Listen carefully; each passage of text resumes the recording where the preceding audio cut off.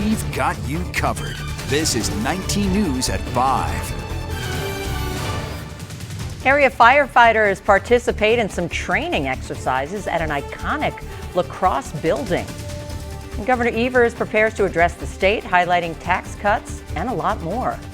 And UWL's chancellor addresses faculty and staff about the future of the school.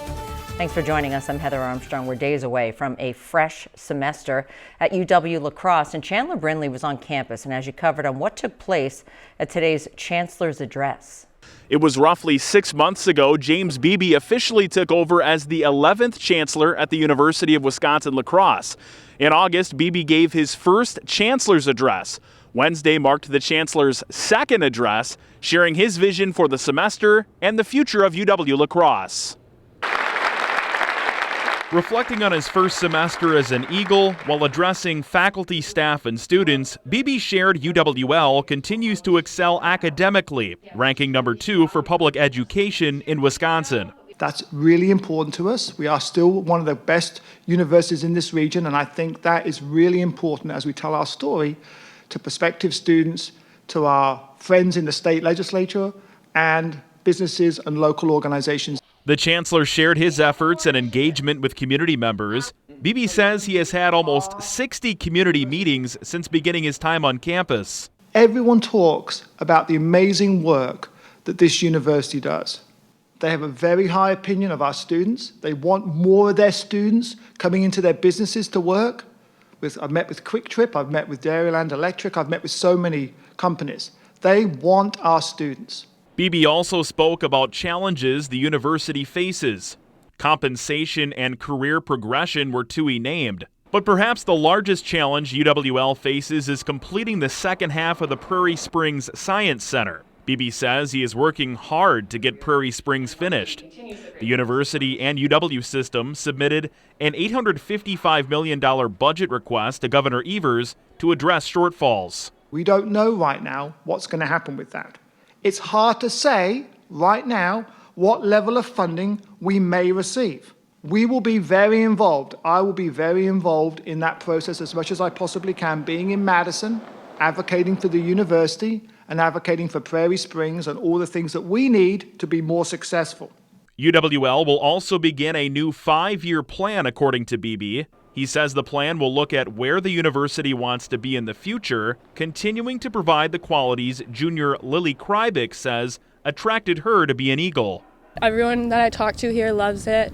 There's so many people here that are there for you, whether it's staff, academic, or just like students there for you, upperclassmen. I think there's a lot of support, so I think it's great. It's going places. Reporting from the University of Wisconsin-La Crosse campus, I'm Chandler Brindley. A winter storm dropped record-breaking snow in New Orleans, a place not used to dealing with it. The storm is spreading heavy snow, sleet, and even freezing rain in some parts. Their international airport there has canceled all departing flights today. That's how bad it was there. So Chief Meteorologist Jeremy Landgrebe joins us now with La Crosse's first forecast. I mean, other parts of the country have gotten more snow than we get. Yeah, for sure. I mean, you just look at just that video of the highway. We haven't even really seen that so far this January. Take a look. Snowfall this month. We've got about a ½ inch. That doesn't include today, but you probably wouldn't be adding much more than that. But other areas, Cincinnati, Kansas City, more than a foot of snow. Not too surprising, but where that surprise really comes is that most recent snowstorm that, as we had that video of, going through New Orleans. Take a look at North Myrtle Beach, measuring 5-10 inches. Even Panama City Beach at 4 inches, much more than what we've had this month.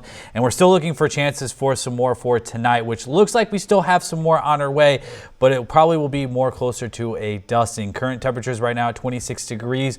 Again, we'll see some more chances as we cool down to about 14. All more details coming up in 15 minutes. Thanks, Jeremy. Excerpts from the governor's speech show he's planning to talk about taxes, gun violence, and even child care costs. Political reporter Darielle Fair will be covering the speech for us tonight. Later this evening, Democratic Governor Tony Evers will deliver his 2025 State of the State address here at the Wisconsin State Capitol, outlining key provisions of his proposed budget to members of the legislature and the public. The governor also announced on Tuesday he plans to release his 2025 to 2027 biannual budget on February 18th. This is Evers' 7th State of the State address since he took office in 2019. Excerpts his office released today say his remarks will focus on bipartisan efforts to lower the tax burden for working class families. Tax cuts Republican lawmakers introduced that Evers signed off on last session, signaling there could be additional bipartisan support on similar proposals as both branches negotiate the next 2-year budget plan. Evers will also speak to the state's historically low employment rates under his administration. The governor's office says Evers plans to announce a proposed $300 million investment to be allocated towards comprehensive mental health services in schools. This will also be an opportunity for the governor to reflect on his previous accomplishments and outline his policy priorities for 2025. Some of those including reducing crime and gun violence, proposals the governor has already begun efforting with his executive order to establish the Office of Violence Prevention last week. We know Evers will give at least one more State of the State address next year, as he has not made clear to the public whether he plans to run for a third term in 2026. Reporting from the Capitol, I'm Darielle Fair. Thanks, Darielle. Governor Evers' 2025 State of the State address is scheduled to start at 7 p.m. tonight, and you can watch it right here on WXOW. Well, President Trump has directed all federal employees working on diversity, equity, and inclusion programs be placed on paid leave starting tonight. It's part of a greater vow to change DEI and affirmative action efforts nationwide. One of several campaign promises the administration is moving ahead with. ABC's Christiane Cordero has the details from Washington. Today, President Trump is moving ahead with a slew of campaign promises, including removing diversity, equity, and inclusion, or DEI, efforts in both the public and private sector. Our country is going to be based on merit again. Can you believe it? By the end of the day, all federal employees working on DEI programs are to be furloughed with pay. The order makes public sector DEI programs illegal and directs departments to pressure private companies by threatening to investigate ones that contract with the government. Several big companies, including McDonald's, Walmart, Ford, and John Deere, abandoned their DEI policies before Trump took office. On immigration, U.S. officials today tell ABC News 1,000 to 1,500 additional troops are expected to be sent to the U.S.-Mexico border. These will be in addition to the roughly 1,500 currently there. A new Department of Justice memo promises state and local governments will be investigated if they fail to comply with new Trump administration immigration policies. And starting today, a new Trump order reverses a policy that barred arrests in sensitive areas, meaning immigration officials can now target undocumented immigrants in churches and schools. At yesterday's National Prayer Service, Bishop Marianne Budde asked Trump to have empathy for marginalized people, including undocumented immigrants. To have mercy upon the people in our country who are scared now. Trump called the bishop a radical left hardline Trump hater, saying her sermon was inappropriate. She responded today on The View. To say we need to treat everyone with dignity and we need to be merciful. When President Trump signed the pardon for 1,500 people that participated in the January 6th attack on the Capitol, that included some Wisconsin residents. Charles Walters of Sparta was convicted on misdemeanor charges for kicking through a fence and confronting police. He was still awaiting sentencing when he received the news. Was he surprised by the pardon when word came overnight or this morning? He definitely was. He had always said, look, I was wrong. I shouldn't have been in there. I just don't think I did that much damage. And so, he was certainly prepared to take his lumps and take his punishment. There are 10 others in the state of Wisconsin that were pardoned or had their sentence commuted, including Abram Markovsky of La Crosse and Joshua Munn of Melrose.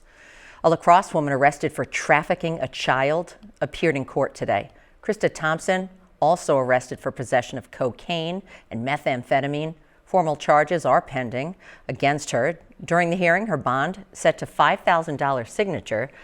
Thompson's next appearance set for February 5th, where she will hear her formal charges. The La Crosse Fire Department is out training today in the iconic Pink Palace apartments that are set to be torn down. Stations 1 and 2 were out this morning, with 3 and 4 scheduled to train later in the afternoon. In the morning session, the firefighters simulated a Mayday situation with a firefighter down. To make the training as real as possible, these crews didn't walk through the Pink Palace beforehand. They use theater smoke to limit visibility, and the battalion chief says the staircases and the turns in the Pink Palace proved to be a successful challenge. It's always great to just get into something that's completely different. Again, something we have not seen before, and really put our skills to the test that way. It's a lot more real world than the same old training structure that we have. He says the fire department has use of the Pink Palace for training through the end of the week, and if the weather is warm enough, they'll resume training tomorrow. Bethany St. Joseph held their 38th annual Iverson Frecking Award ceremony today. That award, named after Carl Iverson and Frederick Frecking back in December, Reverend Dr. Mark Yalavet and Mary Lickey were announced as the recipients of the 2025 award. They both received plaques for their dedication of service to the community. Yalavet shared what it means for him to be recognized. I've been involved with a whole lot of great people with similar hearts and minds. And so when I'm recognized today, it recognizes the organizations and churches that I've been part of as well. Lickey also sharing what this award means to her. I feel like I'm in good company. I've been to this event several times for the presentations of people that I knew that received the award, and they've left some big footprints for all of us to walk in. 87 people have received the award over the last 38 years. And if you want to learn more about it and some of the past year's recipients, go to our website, wxow.com, and find this story.